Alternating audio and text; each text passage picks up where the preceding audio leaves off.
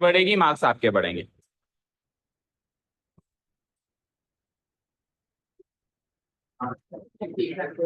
Good evening all, welcome to Learners Academy. So first of all, let us quickly wind up exercise number first and we will come to the next topic as well. ये अगला topic trigonometric में क्या है वो सीखना है अभी आज। ठीक है, पहले इस एक्सरसाइज के बच्चे हुए 3 क्वेश्चंस आप आ गए, आपको हम भूल ही गए थे। कहाँ चले जाते हो आप बीच बीच में? लास्ट में मिलके जाइएगा जरा, तो आपका तो बहुत सारा वर्क पेंडिंग होगा फिर। डेली की डेली सारा कंप्लीट है।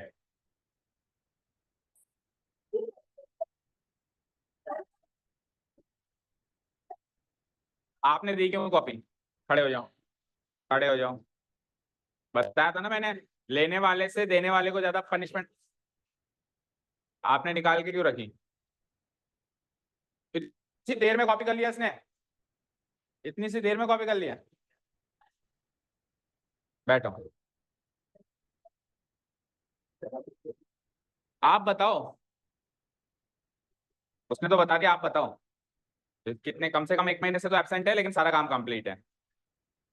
क्या आप कुछ कहना चाह रहे हैं? हंसी आ रही है अभी? चलिए बातें नहीं, आ जाओ। Come to the point, question number 9। 10th वाला क्वेश्चन हो गया था ना? नहीं हुआ? ओ सॉरी, मतलब 8 वाला हो गया था ना।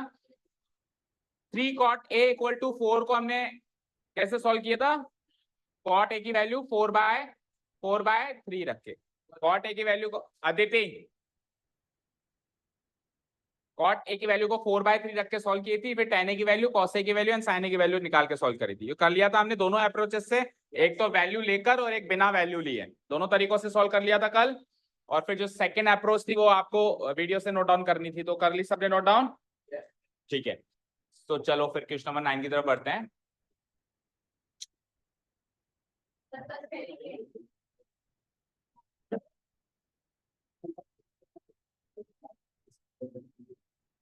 Question number 9, in triangle ABC right angle at B. ये लो साहब, ट्रायंगल एबीसी में राइट एंगल का बना हुआ है, पर बना हुआ है। ये क्लियर हो गई? दैट मींस ए और सी दोनों के दोनों क्या है? एक्यूट एंगल्स हैं, यानी ए और सी दोनों पे ट्रिगोनोमेट्रिक रेशियोज अप्लाई किए जा सकते हैं। ठीक है, आगे बढ़ो। tan ए की वैल्यू ऑलरेडी गिवन है, tan ए की वैल्यू ऑलरेडी गिवन है। आपको कुछ साइन सी, इस एक्सप्रेशन मीनिंग समझ में आ? इस एक्सप्रेशन का meaning multiplied by c plus cos a multiplied by sin c, like mathematically इसका मतलब है ना, तो वैसे ही sin a cos c का मतलब sin a multiplied by cos c होगा। sin a की वैल्यू अलग से निकालनी है, cos c की अलग से निकालनी है, फिर cos a की अलग से निकालनी है, फिर sin c की अलग से निकालनी है और पुट करके आंसर निकालना है। ठीक है, अब मुझे ये बताएं कि इसमें ट्रायंगल बनाने पड़ेंगे क्या? बिल्कुल बनाने पड़ेंगे। एक बार एंगल ए को कॉरेस्पॉन्डिंग एंगल लिया हुआ है और एक बार एंगल सी को कॉरेस्पॉन्डिंग एंगल लिया हुआ है, तो एंगल कॉरेस्पॉन्डिंग एंगल अगर बदलता है तो ट्रायंगल बदल के और अपोजिट साइड एडजेसेंट साइड को बदल के शो करना पड़ेगा। चल शुरू हो जाओ। सो गिवन क्या है मुझे बताओ। In triangle ABC it is given that angle B 90 degree given है। सबसे पहले फाइन, एंगल बी क्या गिवन है? 90 डिग्री। ऑल्सो दूसरी चीज क्या गिवन बोलो? tan a की वैल्यू गिवन है, कितनी? 1/√3। तो tan a की अगर वैल्यू गिवन है तो tan a का ही फॉर्मूला लिखना पड़ेगा। We know that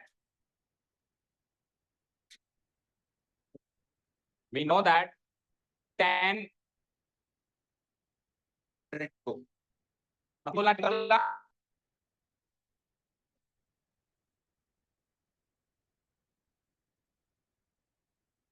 O upon H O H O. जिंदगी में याद रखना, एच कभी भी ऊपर नहीं आ सकता। हाँ, HHA, OAO अपॉन HHA। अब बताओ 10 का फॉर्मूला। OA क्या होता है? O बाय A, यानी कि O मतलब क्या होता है? अपोजिट साइड डिवाइडेड बाय, अगर O बाय A लिख के आओगे तो मार्क्स नहीं मिलेंगे, पूरा लिख के आना है। ये केवल याद करने के तरीके हैं। O बाय A पूरा लिखना है। Opposite side divided by adjacent side. तो 10A का फॉर्मूला मैंने लिख दिया, 10A की वैल्यू उसने दे दी, यानी यहां से अजम्पशन स्टार्ट कर दें। बोलो किसको क्या अज्यूम करेंगे? अपोजिट साइड को क्या अज्यूम करेंगे? 1, और एडजेसेंट साइड को क्या अज्यूम करेंगे? √3। बट यहाँ पे अपोजिट साइड और एडजेसेंट साइड किसके हिसाब से, कौन से कॉरेस्पॉन्डिंग एंगल के हिसाब से, वो डिसाइड करना पड़ेगा ना। तो पहले मैं ट्रायंगल बना देता हूं, 2 ट्रायंगल बनाने पड़ेंगे पिछली बार की तरह। तो ए राइट एंगल तो बी पर है, बी एंड सी, फाइन। तो जब tan ए की बात हो रही है तो ए पे लगा दूं थीटा, और ए पे थीटा लगाऊंगा तो बीसी हो जाएगी मेरी अपोजिट साइड, और ये तो हाइपोटेन्यूज होती ही होती है, नो डाउट। और बची हुई साइड ये हो जाएगी मेरी adjacent side.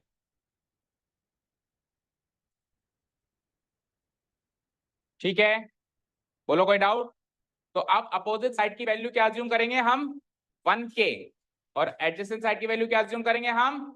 √3k। Let opposite side that is, अब अपोजिट साइड है कौन सी ये बताओ? BC। तो BC को मान लिया मैंने 1k। 1k सिंपली k बोल सकते हैं ना, k units. And opposite side के बाद नीचे क्या है? एडजेसेंट साइड पे अपोजिट साइड 1k और एडजेसेंट साइड √3k। तो अपोजिट साइड हो गया, तो एडजेसेंट साइड भी,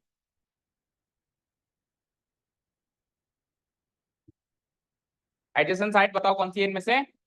AB, B, और उसको क्या मानूंगा मैं बताओ? √3k। k रूट के अंदर मत लगा देना, यूनिट्स। डन। जैसे ये दो पता चलते हैं, दो साइड्स पता चलती है, तो यूजिंग पाइथागोरस क्या निकाली जाती है? तीसरी side. So using Pythagoras theorem,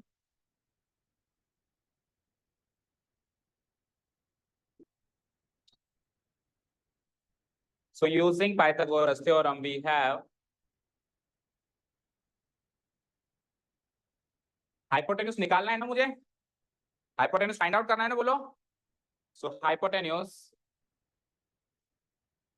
hypotenuse side कौन सी है बताना यहाँ पे? AC, दैट इज AC की वैल्यू हो जाएगी, बोलो किस किस का स्क्वायर होगा? अपोजिट साइड का स्क्वायर प्लस एडजेसेंट साइड का स्क्वायर का सम का रूट। क्योंकि हाइपोटेन्यूज का स्क्वायर अगर यहाँ लगाऊंगा तो रूट नहीं लगेगा, लेकिन सीधे मैंने हाइपोटेन्यूज की वैल्यू निकालनी चाहिए, तो वहां क्या लग जाएगा? रूट लग जाएगा। एक ही बार में दोनों स्टेप्स कर दिया मैंने। चलो अपोजिट साइड कौन सी है? Tell me. Opposite side BC, ये BC का स्क्वायर, और एडजेसेंट साइड कौन सी है? AB, ये AB का स्क्वायर का सम का रूट। और BC की वैल्यू क्या मानी मैंने? K, तो K स्क्वायर, और AB की वैल्यू क्या मानी मैंने, बोलो? √3k का स्क्वायर का सम का रूट।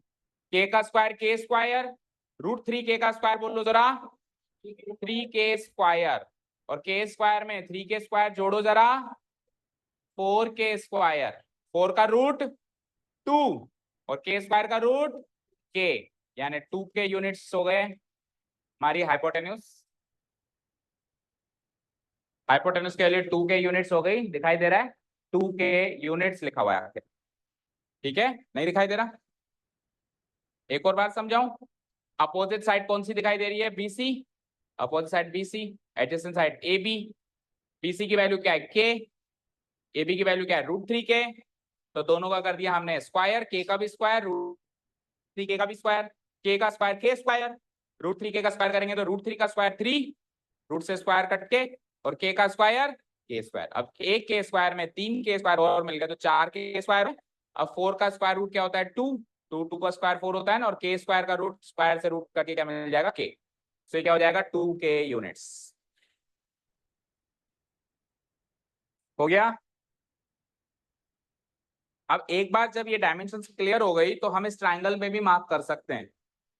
AC क्या क्लियर हो गई 2K यूनिट्स, BC कितनी क्लियर हो गई बताओ K यूनिट्स, और AB कितनी है √3K यूनिट्स। तो ये ट्राइंगल में भी हम मार्क कर देंगे, ठीक है। हाइपोटेन्यूज बराबर 2K, अपोजिट साइड बराबर K और एडजेसेंट साइड बराबर √3K। डन, यहाँ तो कोई डाउट। अब क्योंकि यहाँ पे एंगल A के अलावा एंगल C का भी रोल है, तो लगे हाथ हमको एंगल C के हिसाब से भी अपोजिट साइड कौन सी है, एडजेसेंट साइड कौन सी है, हाइपोटेन्यूज कौन सी है, ये मार्क करना पड़ेगा। हाइपोटेन्यूज तो चलो सेम होगी, पर अपोजिट और एडजेसेंट तो उल्टी उल्टी होंगी, तो उसके हिसाब से भी हमको मार्क करना पड़ेगा, ठीक है। तो चले next. Again when we take, अच्छा एक मिनट रुको, एक काम करते हैं, रुको। एंगल ए के हिसाब से हमने तीनों साइड्स पता कर ली ना, तो एंगल ए के हिसाब से जो जो रेशियो पता करने वो भी पता कर लो, है ना। एंगल ए का सारा काम खत्म कर दो जितना भी करना है। तो एंगल ए के हिसाब से क्या क्या रेशियो पता करना, चेक करो। साइन ए कॉस है, और नीचे वाले क्वेश्चन में भी साइन ए कॉस है, साइन ए और कॉस है, कुल मिला के रेशियोस पता करने हैं। तो एंगल ए का काम चल रहा है ना, तो एंगल ए के हिसाब से ये दोनों रेशियोस भी लगे हाथ पता करो, ठीक है। फिर एंगल सी का काम बिल्कुल बिल्कुल एंटायरली डिफरेंटली चलाएंगे, ठीक है। चलो तो साइन ए और कॉस ए की वैल्यू निकाल लेते हैं हम पहले। So sine A equal to, so sine A equal to, बोलो साइन का formula Tanvi, B upon, are you sure? Code word क्या है बोलना, कोड वर्ड क्या है याद किया आपने, कोड वर्ड याद किया है ऐसे ही, तो फिर बेटा गलत है फॉर्मूला। आप बोल लो, रिया बोलो, O by H, O by H. अगर आप O बाय एच याद नहीं करो तो फिर P भी बोल सकते हो उसको, परपेंडिकुलर। आपने P बोला था क्या? अच्छा मैंने B सुना, फिर तो ठीक है। P बोला तो ठीक है ना, यानी कि आप परपेंडिकुलर साइड इस तरीके से याद कर रहे हो। Okay as you wish. वैसे हम एनसीईआरटी के साथ चले तो ज्यादा बढ़िया है। Opposite side divided by hypotenuse. So tell me opposite side कौन सी है, अपोजिट साइड कौन सी है BC, और हाइपोटेन्यूज कौन सी है AC। तो it will be like BC by AC, BC by AC, और BC और AC की वैल्यूज हमारे पास हैं, बोलो क्या है। BC की वैल्यू क्या है, फिगर में भी देख लो चाहे से, K, और AC की वैल्यू क्या है 2K, तो K और 2K हो जाएगा ये K divided by 2K। So K से K खत्म होकर ये रेशियो मिल गया मुझे क्या 1/2। तो साइन A की वैल्यू आ चुकी है 1/2। कोई डाउट? आपको एक हिंट दिया था मैंने, साइन और कॉस की वैल्यू हमेशा प्रॉपर फ्रैक्शन बनती है, ये प्रॉपर फ्रैक्शन है ना, हमेशा बनेगी। अगर नहीं बनती है तो हमने कुछ गलती करी है, ठीक है। ओके, साइन ए हो गया है, तो कॉस ए भी निकालो। कॉस ए का फॉर्मूला बताओ मैं, क्या है ए का मतलब बताओ, adjacent side divided by hypotenuse, adjacent side divided by hypotenuse.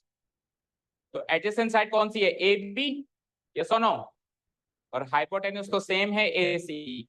A B की वैल्यू क्या निकाली पीछे से हमने √3K, और ए सी की वैल्यू क्या निकाली 2K। K से K कट के क्या मिला √3/2।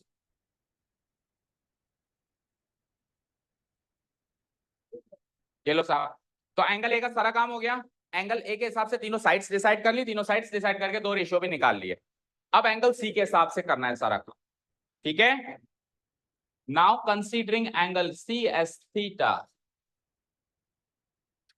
considering angle C as theta, we have, तीनों साइड्स कौन कौन सी होंगी वो चेक करना है। तो सबसे पहले तो सबसे सेफ हाइपोटेन्यूज देख लो, वो तो चेंज होती नहीं है ना, होती है क्या? नहीं। और अपोजिट साइड और एडजेसेंट साइड फिर भी चेंज हो जाती है।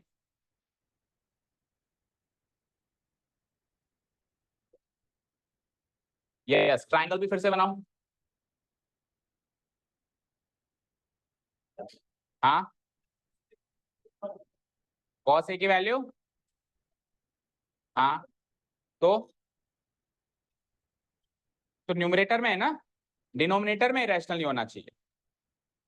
आप क्या कहना चाह रहे हो समझाने में? प्रॉपर फ्रैक्शन नहीं है ये, सोचो जरा प्रॉपर फ्रैक्शन क्या होता है, चलो ये बताओ। न्यूमरेटर न्यूमरेटर डिनोमिनेटर दोनों क्या ना, ऐसा किसने कहा कि प्रॉपर फ्रैक्शन वही होता है जिसमें न्यूमरेटर डिनोमिनेटर इंटीजर्स हो? प्रॉपर फ्रैक्शन ये होता है जिसमें न्यूमरेटर डिनोमिनेटर से छोटा हो, न्यूमरेटर डिनोमिनेटर से छोटा हो। तो चेक करो 1 2 से छोटा है और √3 की वैल्यू क्या होती है बोलना, 1.732, 1.732 2 से छोटा है ना। तो प्रॉपर फ्रैक्शन वो होता है जिसमें न्यूमरेटर छोटा डिनोमिनेटर बड़ा।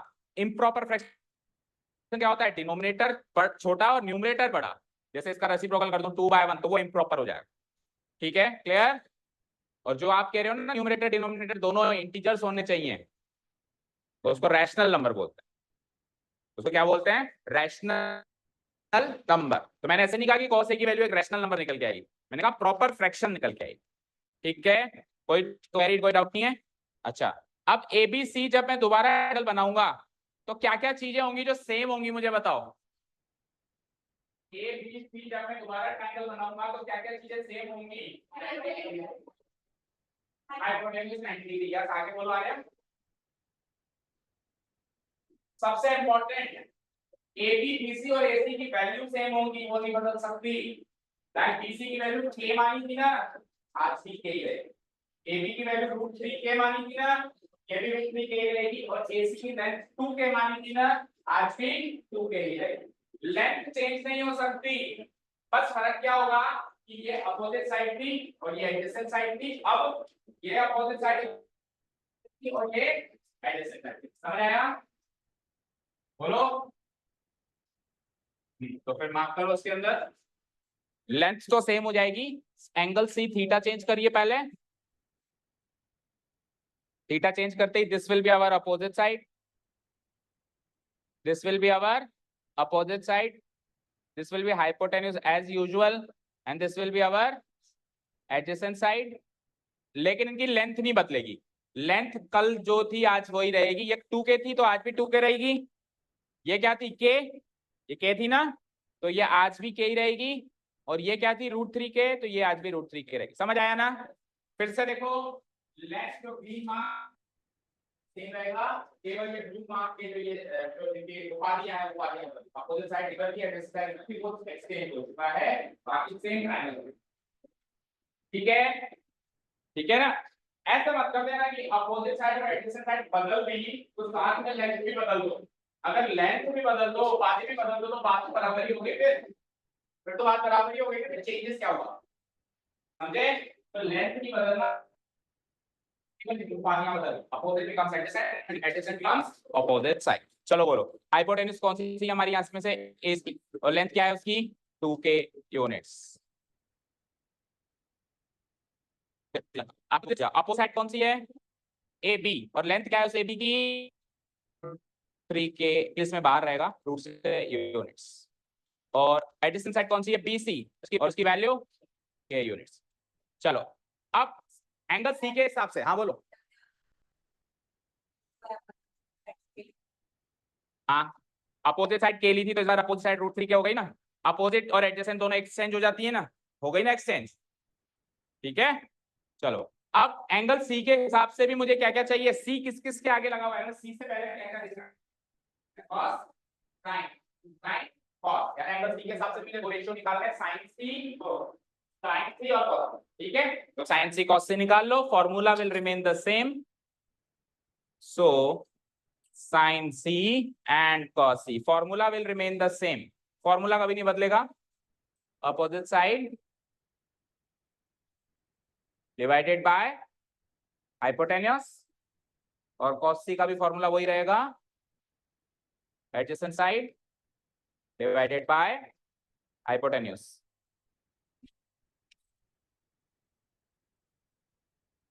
ठीक है, फिर बदलेगा क्या, बदलेगा क्या, फॉर्मूला सेम रहेगा पर अपोजिट साइड बदल जाएगी। पिछली बार अपोजिट साइड कौन सी थी, BC, अब की बार कौन सी हो जाएगी, AB, hypotenuse will remain the same, AC। और पिछली बार एडजेसेंट साइड कौन सी थी, AB, अब की बार हो जाएगी BC डिवाइडेड बाय,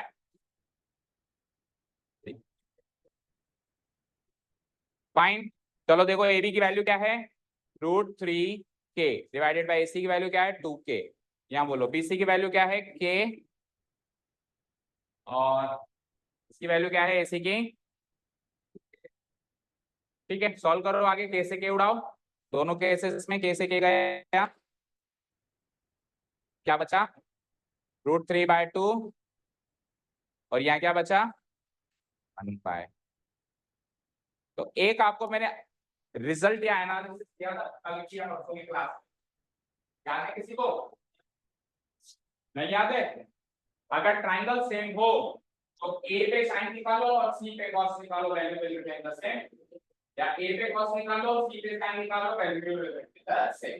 चेक करो, देखो यहाँ पे देखो, ए पे जो साइन की वैल्यू आई है, सी पे वो कॉस की वैल्यू आई है 1/2 1/2, चेक करो। आइए फिर देखो, ए पे जो कॉस की वैल्यू आई है, सी पे वो साइन की वैल्यू आई है 3/2। अगर ट्राइंगल सेम है, अगर ट्राइंगल डिफरेंट है तो कह नहीं सकते, फिर कुछ भी आ सकता है। अगर एक ही ट्राइंगल के दो एक्यूट एंगल्स पे एक पे तो साइन निकाला जाए और एक पे कॉस निकाला जाए तो वैल्यू सेम आएगी। ठीक है, क्योंकि साइन और कॉस एक दूसरे के कॉम्प्लीमेंट्री रिलेशनशिप में इन्वॉल्व होने वाले ट्रिग्नोमेट्रिक रेशियोज हैं। ए और सी का सम 90 है ना, चेक करो, एंगल ए और एंगल सी का सम 90 है ना, जिसका सम 90 होता है उस रिलेशनशिप को क्या कहते हैं, कॉम्प्लीमेंट्री रिलेशनशिप। तो साइन और कॉस एक दूसरे से कॉम्प्लीमेंट्री रिलेशनशिप से जुड़े हुए हैं। साइन कहता है तू ए पे लग जा, कॉस कहता है मैं सी पे लग जाता हूं, दोनों की वैल्यू बराबर है, या उल्टा कर ले। ठीक है, सिमिलरली साइन और कॉस की जैसे वैल्यू सेम आएगी, वैसे कोसेक और सेक की वैल्यू सेम आएगी, और वैसे tan और cot की वैल्यू भी से तीन पेयर्स बने हुए हैं 6 रेशियो। ठीक है, clear, not सोसेक, it is cosec. ठीक है, ओके चलो, अभी क्वेश्चन खत्म नहीं हुआ है, अभी पिक्चर बाकी है। ये तो हमने केवल सामग्री तैयार करी है, 4 चीजों की सामग्री तैयार कर ली हमने, साइन ए की वैल्यू, कॉस ए की वैल्यू, साइन सी की वैल्यू, कॉस सी की वैल्यू। अब जो वो चाहता है वो निकालना है। पहला क्वेश्चन पढ़ते हैं। First question is this, sin a cos c plus cos a sin c। Note करो first question, sin a cos c plus cos a sin c। Values put up करने का काम है, दैट्स इट। करो, sin a की value क्या निकाली बोलो, 1/2 मल्टीप्लाइड बाय, cos c की वैल्यू क्या निकाली बोलो, बेटा a पे जो sin है c पे वो cos है, अभी भी तो बता रहे हैं, तो वो 1/2 होगा, तो वो भी 1/2 होगा ना। ओके, प्लस cos a की वैल्यू √3/2 निकाली थी, चेक करो, और जो a पे cos होगा तो c पे sin की वैल्यू सेम रहेगी √3/, इसको सॉल्व कर दें, ये अलग मल्टीप्लाई करके करना है और ये अलग multiply, 1/2 into 1/2 means 1/4 plus √3 into √3 3 और 2 2 जा 4, 4 एलसीएम आ जाएगा, और 4 एलसीएम आ जाएगा तो 4/4, और 4/4 की वैल्यू क्या होती है 1। यहां तो कोई डाउट नो।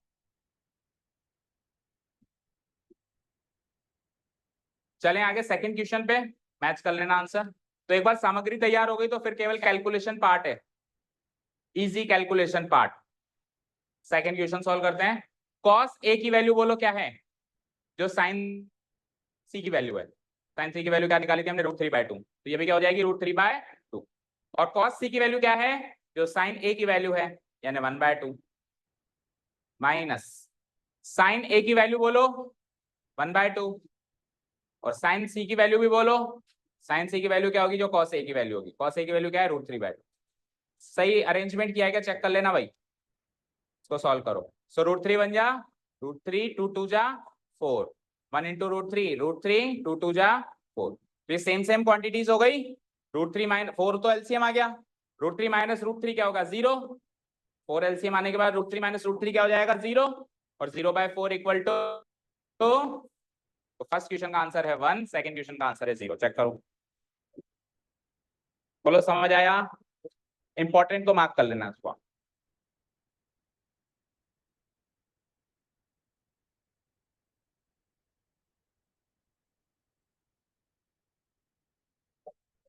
ठीक है, ओके चलें आगे। आगे बढ़ने से पहले कुछ एक्स्ट्रा बात अबाउट दीज 2 क्वेश्चंस। ठीक है, उसमें थोड़ा बहुत रोल, हल्का सा रोल 11th क्लास का भी है, बट सुन लो। ठीक है, बताएं, ओके देखो, आगे चल के क्लास 11th में आप 2 प्रॉपर्टी सीखोगे, sine A cos C plus cos A sine C is nothing but sine of A plus C. और and it is nothing but cos of A plus C. तो sine of A plus C and A plus C की value 90 degree है। Tell me yes और no. Angle A और angle सी का सम 90 degree है क्या? बोलो। नहीं है। एंगल बी पे राइट एंगल बनाओगे ट्राइंगल एबीसी में, angle A angle B angle C तीनों का एंगल सम कितना होगा? 180। 180 में से बी तो ले गया 90 डिग्री, तो ए और सी का सम 90 डिग्री होगा ना बचा हुआ। तो ये 90 डिग्री हो गया और ये कॉस 90 डिग्री हो गया। और अभी इसी अगली एक्सरसाइज में आपको सिखाने वाले हैं कि साइन 90 डिग्री की डायरेक्ट वैल्यू होती है 1 और कॉस 90 डिग्री की डायरेक्ट वैल्यू होती है 0। अगली एक्सरसाइज में आप सीखने वाले हैं कि साइन 90 बराबर 1 होता है और कॉस 90 बराबर 0 होता है। हाँ, ये पार्ट जो है ये यहाँ से यहाँ आने वाली बात और यहाँ से आने वाली बात तो आप इस साल ही 11th क्लास में सीखेंगे, बट उसके आगे की बात आप इसी साल अभी अगली एक्सरसाइज में ही सीखने वाले। तो इन शॉर्ट हम अगर साइन 90 की वैल्यू 1 और कॉस 90 की वैल्यू 0 चाहते भी हैं तो भी हम ये वाला तरीका इस साल यूज कर सकते हैं, क्योंकि यहाँ से यहाँ आने के लिए तो 11th क्लास में प्रमोट होना पड़ेगा। ठीक है। और उसको प्रमोट होने के लिए अभी दिल्ली काफी दूर है। ठीक है ना? मतलब एग्जाम पास है लेकिन मेहनत वाइज बात करें तो काफी दूर। चलें क्या कर दूं डिलीट? चलें okay. Now come to question number 10। In triangle P Q R में ये लो राइट एंगल बना दिया क्यू पे, बना दो जल्दी से। पी क्यू आर में राइट एंगल क्यू पे बनाओ क्विकली। तो पी और आर मेरे हो जाते हैं एक्यूट एंगल्स।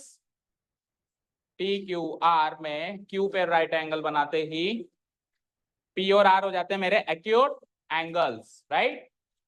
हो गए। और हाइपोटेन्यूस हो जाती है पी आर। अब देखो ट्रिग्नोमेट्रिक रेशियोस तीनों के तीनों पी पर हैं, पी पी पी तीनों के तीनों पी पर हैं, तो स्ट्रेट अवे पी को लगा दूं मैं थीटा। थीटा के हिसाब से ये हो जाएगी मेरी opposite side and this will be my adjacent side. Done. Triangle तो कंप्लीट हो गया। और क्या क्या गिवन है? पी क्यू की वैल्यू गिवन है साहब। पी क्यू की वैल्यू कितनी गिवन है? 5 सेंटीमीटर। पी क्यू की वैल्यू कितनी गिवन है? 5 सेंटीमीटर। बची हुई दो साइड्स की वैल्यू गिवन नहीं है, पर दोनों का सम गिवन है। पी आर और क्यू आर बची हुई जो दो साइड्स हैं उन दोनों की अलग अलग वैल्यू गिवन नहीं है, लेकिन दोनों का सम गिवन है कि इस साइड का और इस साइड का जब हम सम करते हैं तो सम कितना मिलता है हमको? 25 सेंटीमीटर। ये जरूर गिवन है। अब 25 में से वो तो कितना है और ये कितना है ये डिसाइड करना है। वो तो कितना है और ये कितना है ये हमको डिसाइड करना है। समझ आया? आगे क्या कितना कितना होगा सोचो जरा। वाह, 3 और 4 का सम 25 होता है। और सुनो इधर देखो, आ रहा इधर सुनो, 3 4 5 का ट्रिपलेट तब बनता है जब 5 सेंटीमीटर की हाइपोटेन्यूज हो। 5 सेंटीमीटर की हाइपोटेन्यूज थोड़ी ना है। 12 13 5 5 12 13 5 सेंटीमीटर 3 4 5 में भी इन्वॉल्व है और 12 5 13 में भी इन्वॉल्व है। 3 4 5 में तो 5 हाइपोटेन्यूज बनेगा और 12 5 13 में 5 हाइपोटेन्यूज नहीं बनेगा, अपोजिट या एडजेसेंट में से कोई एक बनेगा। तो अगर मैं इनको उसको 13 और इसको 12 रख दूं तो 13 और 12 का सम 25 और ये ट्रिपलेट भी पूरा हो गया 5 12 13। बट ये इतनी आसानी से हमको नहीं लिखना है, तो मुझे पता है 5 12 13 का ट्रिपलेट होता है, मुझे तो वही पाइथागोरस थ्योरम लगा के सॉल्व करना है। शुरू करें। और एक बार तीनों साइड्स पता चल जाएंगी तो फिर तो जो रेशियो वो चाहिए हम निकाल सकते हैं ना। चलो तो here it is given that पहले साइड्स का को ही पता करेंगे हम। Here in triangle PQR it is given that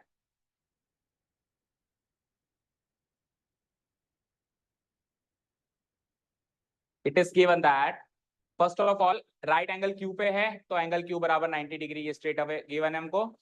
और उसके बाद एक साइड और गिवन है क्या? पी क्यू कितनी गिवन है? 5 सेंटीमीटर। और उसके बाद एक चीज और गिवन है हमको, बची दोनों साइड्स का sum P R plus Q R कितना? 25 centimetre. So do one thing, एक काम करते हैं, पी आर और क्यू आर दोनों का सम 25 है ना। पी आर और क्यू आर दोनों का सम क्या है? 25। तो पी आर और क्यू आर दोनों में से किसी एक को x मान लेते हैं। तो let P R be x centimetre. तो अगर पी आर अगर x मान लिया तो बताओ क्यू आर क्या होगा? 25 माइनस x, क्योंकि दोनों का सम जो है 25 है। तो अगर इसको पी आर को अगर मैंने x माना तो ये बची हुई साइड क्या हो जाएगी? 25 माइनस x हो जाएगी। डन? क्लियर? ओके चलें आगे। चलो अब पाइथागोरस लगा दो और x की वैल्यू निकाल दो। पाइथागोरस लगा के क्या करते हैं हम, x की वैल्यू निकाल लो। Now by using Pythagoras theorem, और एक बार x निकल गया तो तीनों साइड्स निकल जाएंगी। बाय यूजिंग पाइथागोरस थ्योरम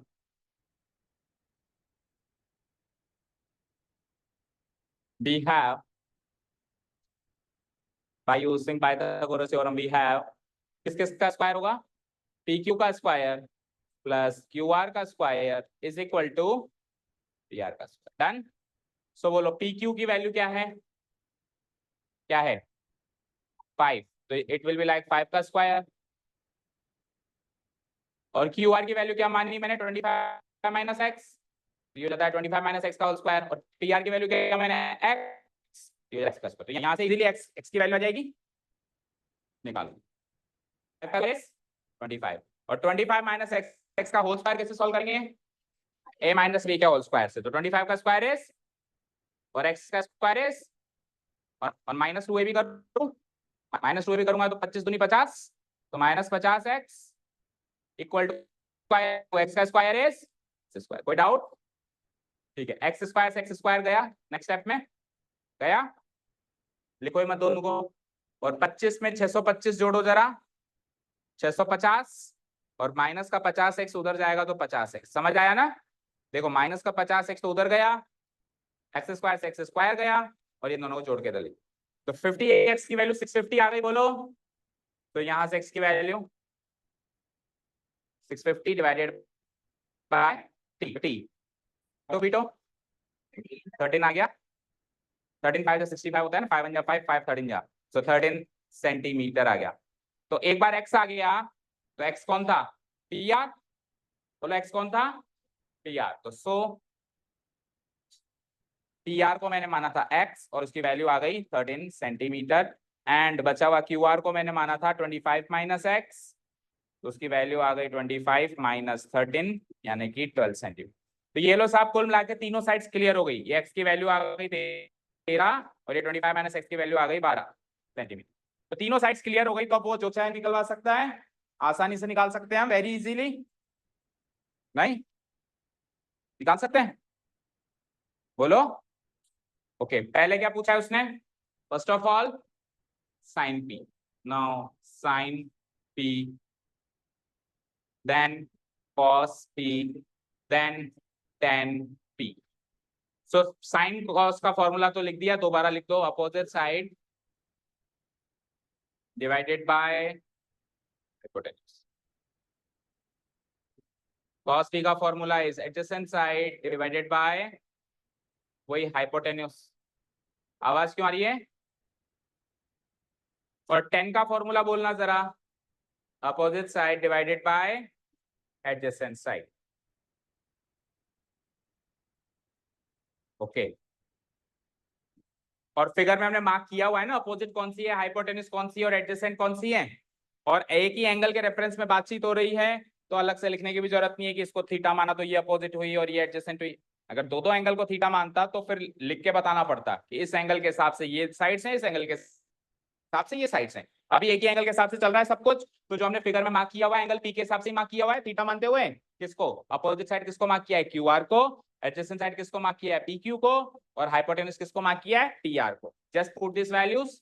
तो opposite side is QR and hypotenuse is क्या, PR। तो ये हो जाएगा adjacent side is PQ, hypotenuse is PR, opposite side is QR, adjacent side is PQ। Put the values, QR की value क्या है 12, PR की वैल्यू क्या है, PQ की वैल्यू क्या है, PR की वैल्यू क्या है, QR की वैल्यू क्या है और PQ की वैल्यू क्या है। तीनों आंसर्स मैच कर लो।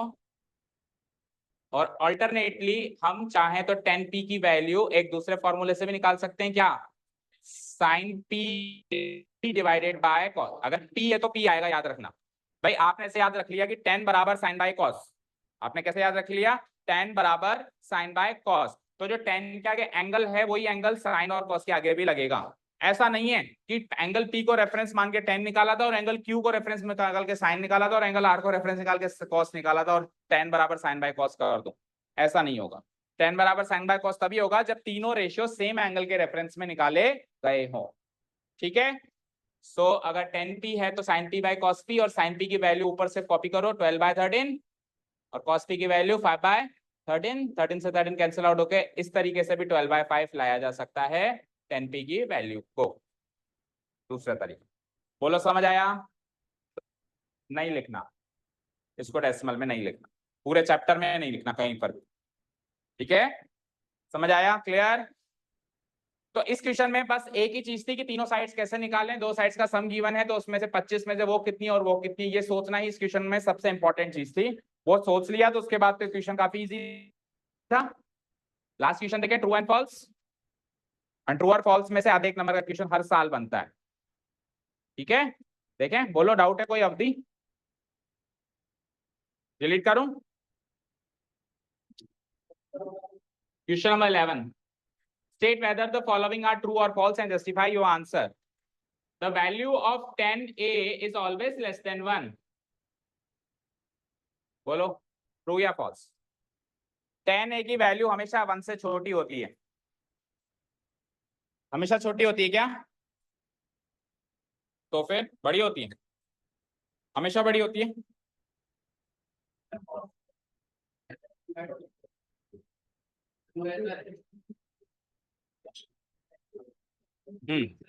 बोलो टीना, फॉल्स है? छोटी नहीं होती 1 से? 1 से छोटी नहीं होती?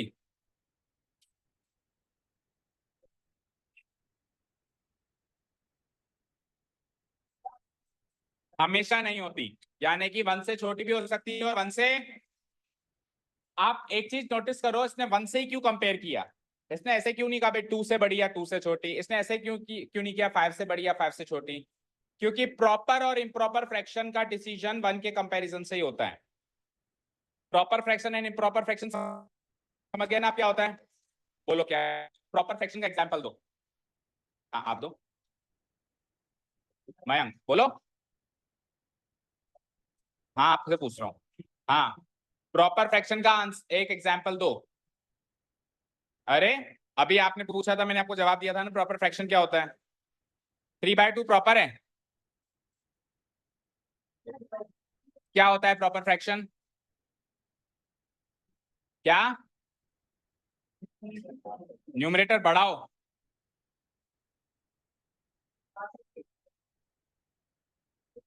खड़े हो जाओ, खड़े हो जाओ। दो तरीके के फ्रैक्शंस हैं, एक तो है प्रॉपर और एक है, इधर देखो स्क्रीन पे, सीधे खड़े हो। एक है प्रॉपर और एक है इम्प्रॉपर। प्रॉपर फ्रैक्शन में क्या होता है और इम्प्रॉपर में क्या होता है बोलो? बड़ा होता है, न्यूमरेटर छोटा होता है, यानी कि न्यूमरेटर इज लेस देन डिनोम। और इम्प्रॉपर में क्या होता है? जस्ट उल्टा। क्या? न्यूमरेटर बड़ा और डिनोमिनेटर छोटा। डन। अब एक एग्जांपल बताओ उसका। 1/2, उसका 2/1। तो 1/2 की वैल्यू क्या होती है? 0.5, और 2/1 की वैल्यू क्या होती है? 2। तो आप देखो यहाँ पे प्रॉपर फ्रैक्शन की जो वैल्यू निकली वो लेस देन 1 निकली, और वहां पे इम्प्रॉपर फ्रैक्शन की वैल्यू जो निकली वो, तो क्या साबित हुआ? प्रॉपर फ्रैक्शन की वैल्यू हमेशा लेस देन 1 होगी क्योंकि उसमें न्यूमरेटर छोटा डिनोमिनेटर बड़ा है, और इम्प्रॉपर फ्रैक्शन की वैल्यू हमेशा 1 से बड़ी होगी। 1 से बड़ी कितनी भी बड़ी हो सकती है, 2 3 4 5 6, लेकिन 1 से तो बड़ी होगी। ठीक है, डन। अब बात आती है tan a की, तो हम tan a नहीं, हम sin a cos a और tan a तीनों को एनालाइज करते हैं, क्योंकि अभी तो सवाल tan a का है, लेकिन कल को sin a और cos a का भी सवाल आ सकता है। बोलो आ सकता है ना? चलो everyone on the screen, sin a cos a tan a। sin a का फॉर्मूला बोलो मयंक। हाँ, अपोजिट बाय, ठीक है। लक्षिता बोलो cos a का फॉर्मूला, पूरा फॉर्मूला बोलो। ठीक है, नहीं। ज्योति आप बोलो tan a का फॉर्मूला।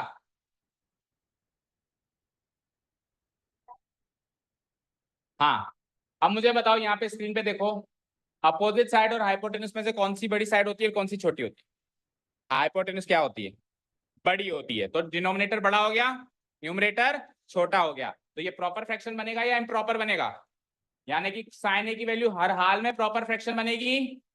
बोलो, इधर आओ। एडजेसेंट और हाइपोटेन्यूज में से कौन सा बड़ा होता है, कौन सा छोटा होता है? हाइपोटेन्यूज से बड़ा तो कोई हो ही नहीं सकता, तो अगेन ये प्रॉपर फ्रैक्शन बनेगा। ठीक है, तो प्रॉपर फ्रैक्शन बनेगा तो इसकी वैल्यू लेस देन 1, इसकी वैल्यू भी लेस देन 1। लेकिन अपोजिट और एडजेसेंट का कंपैरिजन नहीं किया जा सकता। अपोजिट बड़ा भी हो सकता है और छोटा भी हो सकता है, एडजेसेंट भी बड़ा भी हो सकता है, छोटा भी हो सकता है। तो ये प्रॉपर बी बन सकता है एंड इम्प्रॉपर बी बन सकता है। दैट मींस इसकी वैल्यू लेस देन 1 भी हो सकती है और ग्रेटर देन 1 भी हो सकती है। सवाल है कि tan a की वैल्यू हमेशा ही लेस देन 1 होती है, तो हमेशा ही लेस देन 1 होने की गारंटी नहीं है ना, ग्रेटर देन 1 भी हो सकती है। हाँ, अगर tan a की जगह sin a या cos a कहता तब तो मैं इसको ट्रू मान सकता। बोलो समझ आया क्या? तो कल को tan a की जगह sin a या cos a की वैल्यू पूछ ले तो भी हम ट्रू फॉल्स का आंसर दे सकते हैं। डिलीट कर दूं मैं इसको। तो first is bet of, first statement is false, first statement is false. Justification भी लिखना है, तो देखो ट्रू चीज का जस्टिफिकेशन लिखो ना लिखो, फॉल्स चीज का जस्टिफिकेशन जरूर लिखना पड़ता है। तो कैसे लिखेंगे हम इसका justification? We know that, we know, पहले तो आप लिखेंगे the statement is false, the given statement is false. ठीक है, we know that tan a equal to opposite side divided by, opposite side divided by adjacent side. ठीक है, formula लिखेंगे tan a का। Now, now it is not true, ऐसा true नहीं है, it is not true that, भाई less than 1 करने के लिए कौन बड़ा और कौन छोटा होना चाहिए तो बताओ। tan a की वैल्यू को लेस देन 1, वो सवाल क्या कह रहा है, लेस देन 1 करो। तो tan a की वैल्यू को लेस देन 1 करने के लिए इसको प्रॉपर होना पड़ता है, प्रॉपर होने के लिए अपोजिट को छोटा और एडजेसेंट को बड़ा हो। क्या लिखेंगे कि ऐसा सच नहीं है कि हमेशा अपोजिट छोटा और एडजेसेंट बड़ा हो, कि ऐसा सच नहीं है कि हमेशा ये प्रॉपर हो, कि ऐसा सच नहीं है कि इसकी वैल्यू हमेशा लेस देन। हाँ, इतना सब कुछ लिखना है। ठीक है, clear? It is not true that opposite side, opposite side is always less than adjacent side, opposite side is always less than adjacent side. So it is not true that the value of tan a is always less than 1.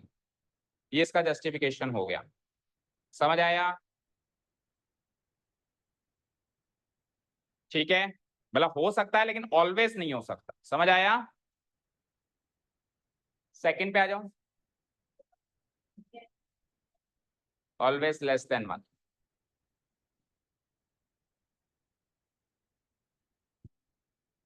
चलें second part पे,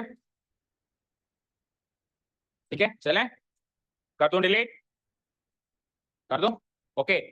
second question is sec a की value जो है 12/5 हो सकती है क्या? बस ये बताना है हो सकती है या नहीं हो सकती। sec a का फॉर्मूला बताओ।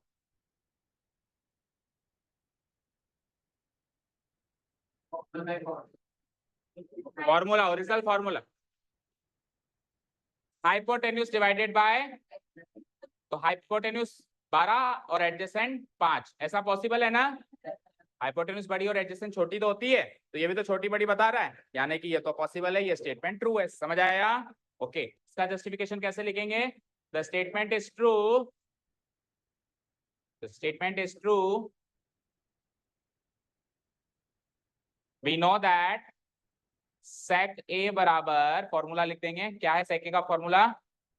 Hypotenuse divided by adjacent side. We know that sec a बराबर hypotenuse divided by adjacent side.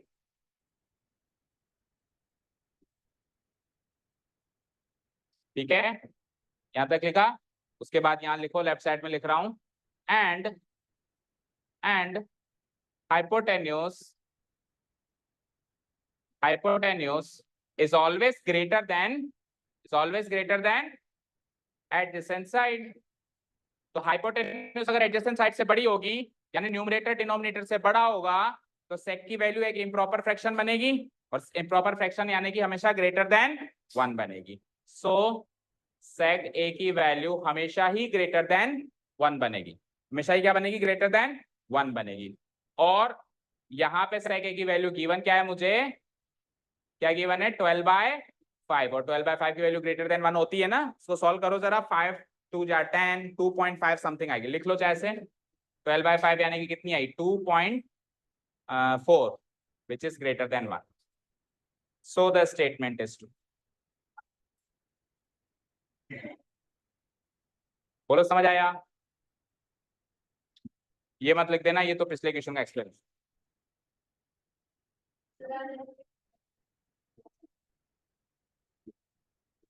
ये कौन ये भी लिख दिया क्या, इधर वाला पार्ट?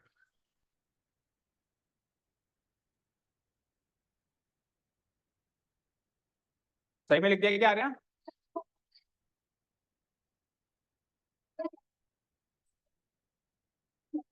अच्छा ऊपर भी लिख दिया था क्या? हाँ तो कहीं भी एक बार लिख देना, चाहे ऊपर लिख देना चाहे से नीचे।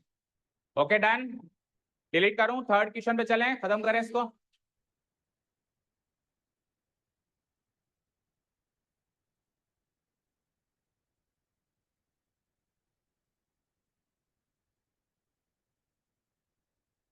चलें आगे, कर दूं डिलीट? ओके हाँ जी, थर्ड वन देखो, cos A is the abbreviation used for the cosecant of angle A. Abbreviation का मतलब होता है शॉर्ट फॉर्म, एब्रीविएशन का मतलब क्या होता है, शॉर्ट फॉर्म। तो cos A जो है कोसिकेंट ऑफ एंगल A का शॉर्ट फॉर्म है क्या?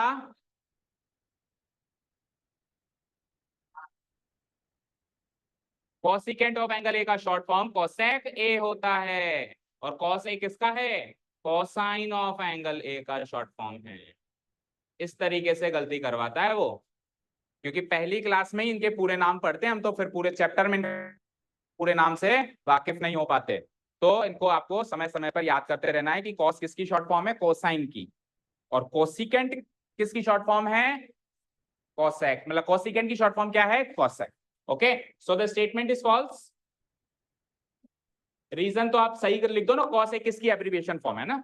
The statement is false because the statement is false because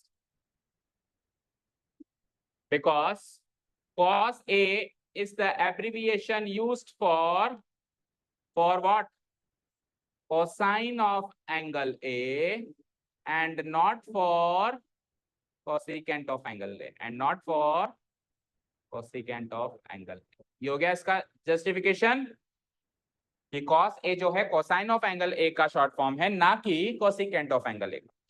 तो स्टेटमेंट हो जाता है फॉल्स। फोर्थ वन पे चलें, हो गया टाइम आज का? नहीं ये दोनों तो करेंगे किसी भी हालत, मैं तो नेक्स्ट टॉपिक स्टार्ट करने की सोच रहा था, पर उसका तो टाइम हो गया, तो वो तो कल ही स्टार्ट करेंगे obviously. Fourth one, let's take the fourth one, कर दूं डिलीट। अब फोर्थ जो स्टेटमेंट है वो तो इस सदी का सबसे बड़ा मजाक है। क्या है ये, मतलब कितना वाहियात स्टेटमेंट है ये, कोई पकड़ के बताए कि किसने लिखा है तो उसको पकड़ के जूते मारे कोई। cot A is the product of cot and A। cot A, cot और A का प्रोडक्ट होता है, यानी कि कहने का मतलब है cot A बराबर cot गुणा A ना, मजाक है तो, ठीक है ना। cot A का मीनिंग ये थोड़ा ना होता है cot into A, cot A का मीनिंग होता है, क्या होता है बताओ, cotangent ratio considering angle A, angle A को कॉरेस्पॉन्डिंग एंगल मानते हुए कोटेंजेंट रेशियो निकालना होता है cot A। ठीक है, तो क्या लिख दूंगा मैं, the statement is false because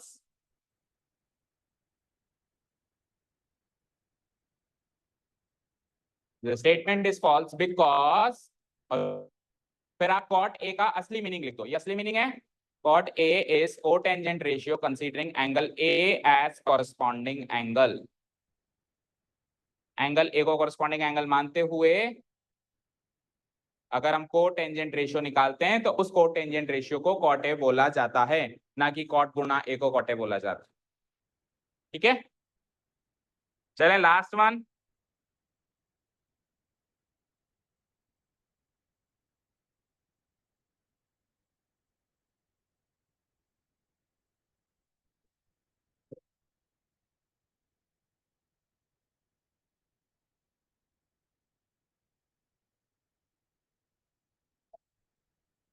कर दूं डिलीट?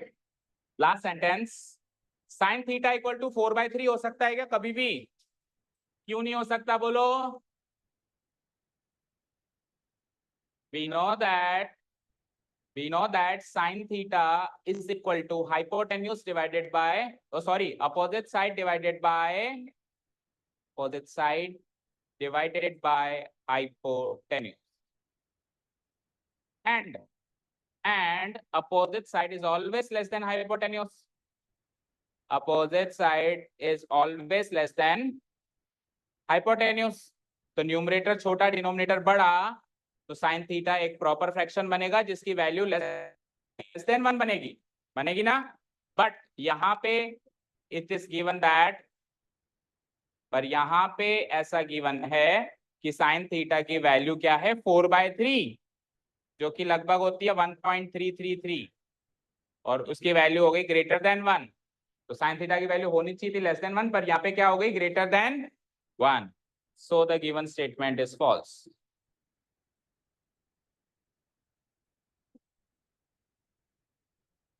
ओके, ठीक है, तो ये जितने भी हमने ट्रू फॉल्स किए, इससे हम एक मॉरल ऑफ द स्टोरी लेके चलते हैं। इसको डिलीट कर दूं? जल्दी करो, क्योंकि देखो कितने ट्रिग्नोमेट्रिक रेशियोज का यहाँ पे ट्रू फॉल्स के में क्वेश्चन आया, साइन का आया और सेक का आया और टेन का आया, बचे हुए 3 का तो रह गया ना, बचे हुए 3 का रह गया, तो उन 3 को अभी आ सकता है, तो आ सकता है तो हम एक साथ कैसे याद रखें ताकि किसी का भी आए तो हम सॉल्व कर लें। तो देखो हमने 6 ट्रिग्नोमेट्रिक रेशियोज कैसे याद किए हैं, बोलो, साइन, कॉस, टेन, आगे बोलो, कॉसेक, सेक, कॉट। तो देखो कैसे याद रखना है बच्चों, इधर देखो, साइन और कॉस की वैल्यू हमेशा लेस देन 1, कॉसेक और सेक की वैल्यू हमेशा ग्रेटर देन 1, क्योंकि साइन और कॉस में हमेशा हाइपोटेन्यूज नीचे आएगा तो प्रॉपर फ्रैक्शन बनेगा, और कॉसेक और सेक में हमेशा हाइपोटेन्यूज न्यूमरेटर में जाएगा तो इम्प्रॉपर फ्रैक्शन बनेगा। tan और cot की वैल्यू को कांट से ग्रेटर देन 1 भी हो सकता है और लेस देन 1 भी हो सकता है। याद हो गया? चलो, thank you so much for listening to us, have a nice day, keep learning, bye. कल हम ये नया टॉपिक शुरू करेंगे।